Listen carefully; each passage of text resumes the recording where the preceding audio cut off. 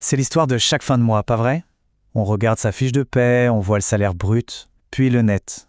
Et là, la grande question, mais où est passé le reste? Pour quiconque a déjà eu une fiche de paie israélienne entre les mains, ce sentiment est sûrement familier. Eh bien, on va tout démystifier ensemble. Alors cette différence, où part-elle exactement? Non, ce n'est pas de la magie, loin de là. C'est un mécanisme très précis et franchement, il est crucial de le comprendre. Et c'est pile ce qu'on va faire aujourd'hui, on va décortiquer ça tranquillement, étape par étape. Le passage du brut au net, en fait, ça tient à deux grands prélèvements. On va regarder comment chacun fonctionne, parce qu'attention, ils n'ont pas du tout la même logique. Et c'est justement leur combinaison qui va nous donner le chiffre final qui atterrit sur le compte en banque.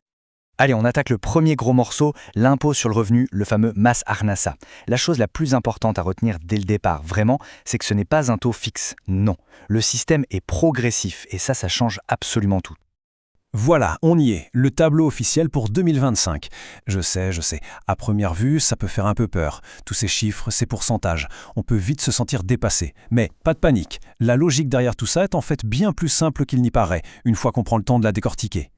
Et là, on touche au cœur du système. C'est la clé pour tout comprendre. Ce n'est pas la totalité du salaire qui est taxée au taux le plus haut, non. En réalité, le salaire est découpé en tranches et chaque tranche a son propre taux d'imposition. C'est un concept absolument fondamental. Et ça vient tordre le cou à un paquet d'idées reçues. J'adore cette métaphore, parce qu'elle est parfaite. Voir ces barèmes, ce n'est pas juste de l'administratif ennuyeux. C'est littéralement apprendre les règles du jeu. Et comme dans n'importe quel jeu, une fois qu'on maîtrise les règles, eh bien, on peut commencer à jouer plus intelligemment avec ses finances.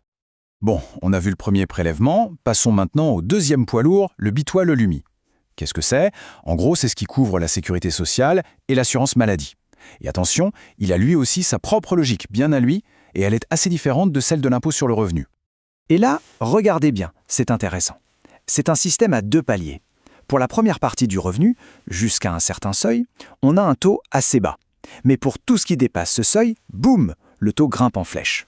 On passe de 4,27% à 12,17%. Le saut est vraiment significatif. Alors attention, un point super important. Les pourcentages qu'on voit là, c'est uniquement la part payée par le salarié. Il ne faut pas oublier que l'employeur, lui, cotise aussi de son côté. C'est un détail qui a son importance si on veut avoir une vue d'ensemble, notamment sur le coût réel du travail. Ok, jusqu'à maintenant, on a surtout parlé des déductions, de ce qui part du salaire brut. Mais maintenant, on arrive à la partie la plus intéressante. La partie qui permet non pas de subir, mais de réduire activement l'impôt. C'est un peu l'arme secrète, l'outil le plus puissant pour aller chercher un meilleur net.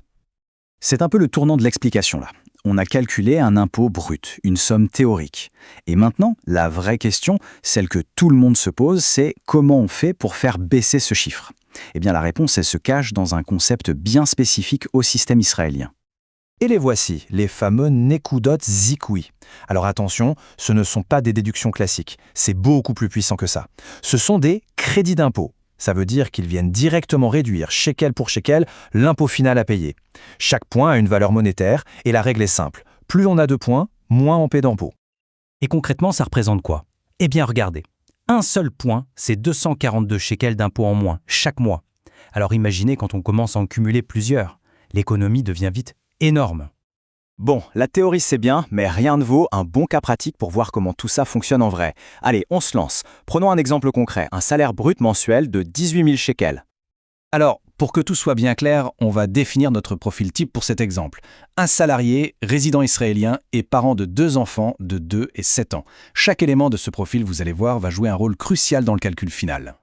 Première étape, on applique les tranches d'imposition qu'on a vues tout à l'heure à ce salaire de 18 000 shekels. Le calcul nous donne un impôt brut avant toute réduction d'environ 2 919 shekels.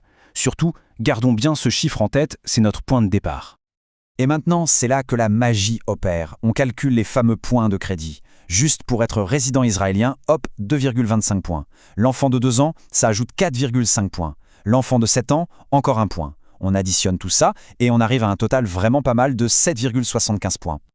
Bon, 7,75 points, c'est bien joli, mais ça fait combien en argent tout ça? C'est simple, on prend ces 7,75 points, on les multiplie par la valeur d'un point, soit 242 shekels, et ça nous donne une réduction d'impôt de 1875,50 shekels. C'est juste énorme. Et voici le moment de vérité. On repart de notre impôt brut de 2919 shekels, on enlève notre réduction de 1875,50 shekels, et voilà le résultat. L'impôt final à payer tombe à seulement 1043,50 shekels. C'est une baisse de plus de 60%, c'est incroyable. Ce graphique est super parlant, non? On voit bien que la plus grosse partie de ce qui aurait dû être payé en impôts a tout simplement été effacée par les crédits. Ça montre à quel point il est essentiel de bien comprendre et de s'assurer d'avoir tous ces nekudot zikouï pour bien gérer ses finances ici. Allez, pour finir, on va s'attaquer à un mythe, une idée reçue tenace qui circule beaucoup. C'est le moment de rétablir la vérité pour pouvoir prendre les bonnes décisions financières.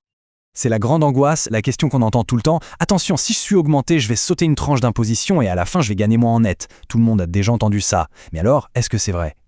La réponse est non. Absolument pas. C'est un mythe total.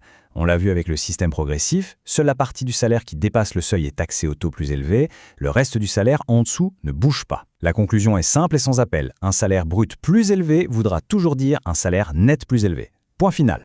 Et on va se quitter avec la question qui compte finalement. Maintenant que tout ce mécanisme est plus clair, la prochaine étape est de regarder sa propre fiche de paye. Est-ce que tous les points de crédit auxquels on a droit sont bien là, bien appliqués? Parce que chaque point manquant, c'est de l'argent qui s'envole chaque mois. Une petite vérification pourrait bien s'imposer.